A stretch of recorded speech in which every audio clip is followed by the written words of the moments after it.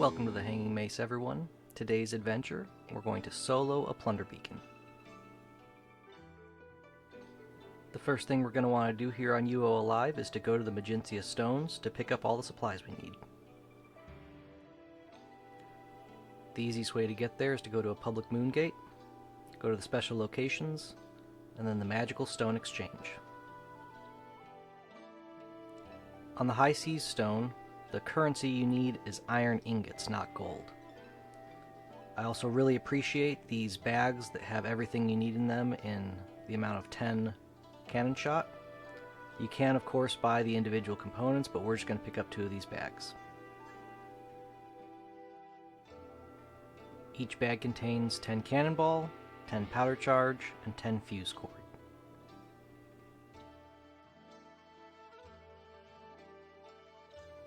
Before heading out, make sure that you also have a ramrod, some matches, and then I highly recommend the Sea Navigator. It makes piloting your ship significantly easier. Now that we've got all the supplies we need, let's head to our ship. I have the most success hunting Plunderbeacons just south of Zento, so that's where I've got my ship parked. Let's head out and see if we can find them.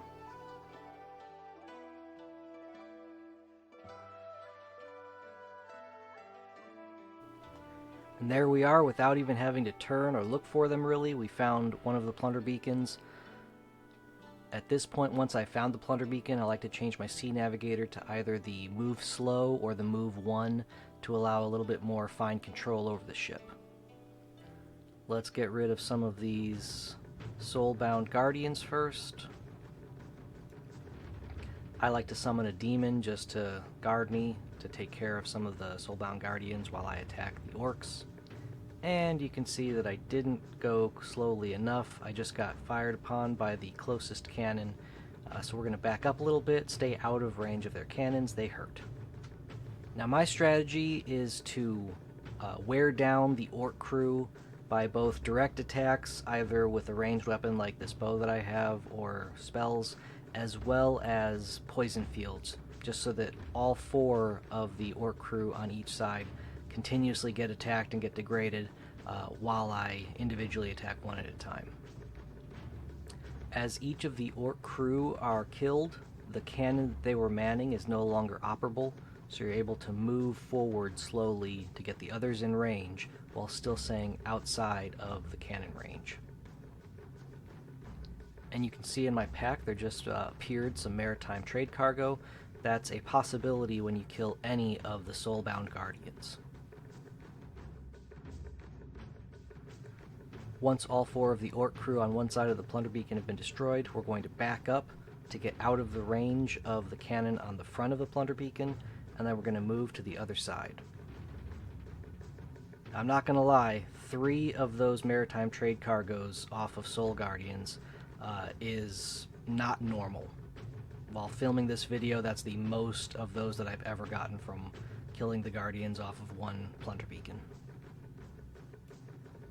And then we're going to start the same process on the next 4 Orcish crewmen and destroy them.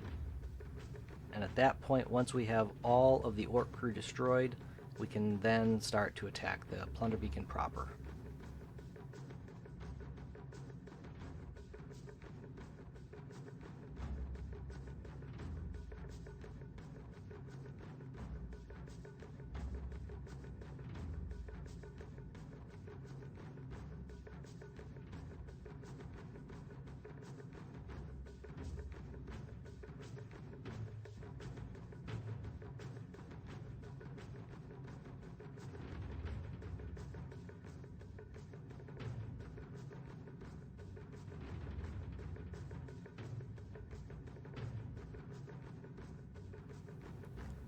With all of the Orcish crew now gone, there's no one to man any of the cannon, so we can position ourselves right here in the middle to use our forward-facing cannon to attack the Plunderbeacon.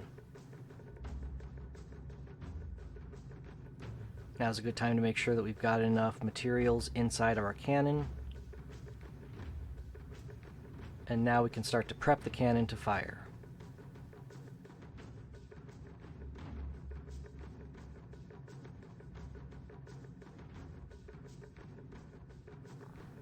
Once it goes through all the loading and priming steps, you'll see an option for ready to fire. And then if you don't have a lit match, you'll get that error message, let's light a match, and now we can fire. Every cannon shot does 5,000 damage. Orcish galleons will actually do a bit better damage. That's one of the benefits of finding all the pieces of plans for the Orcish galleon.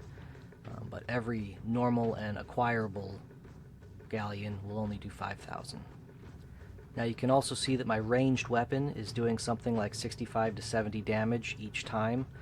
So it's possible to do a Plunderbeacon without a galleon and a cannon, but it would take a very long time.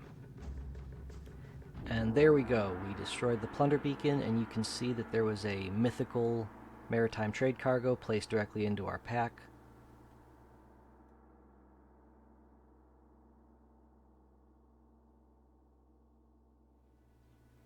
Destroying the Plunderbeacon took so long that some of the Orcish corpses have already decayed, but in order to get to these ones that are still on the second side, I like to use a rowboat.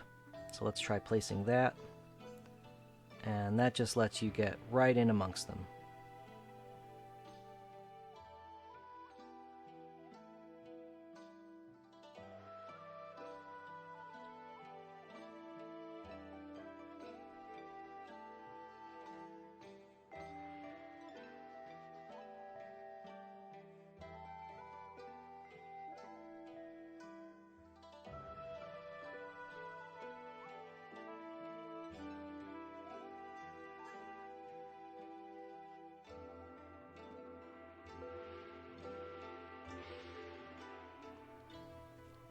Now that we've looted the Plunderbeacon, let's head on over to Buxton and get rid of this Maritime Trade Cargo.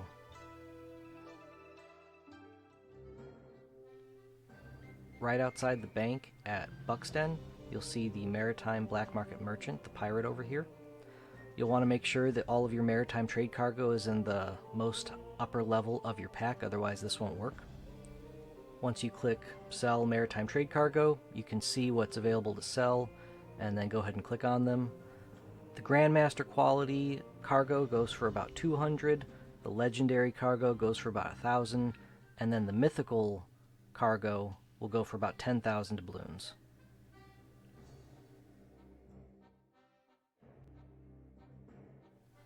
Additionally, you'll see that I had some Ethereal Soulbinders with me.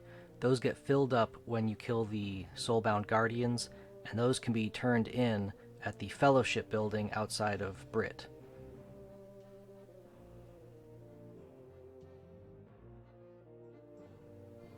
Let's go back out and dock our ship and head on home.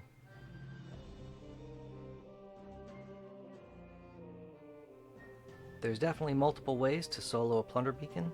This is one of them. Thanks for coming along, everybody.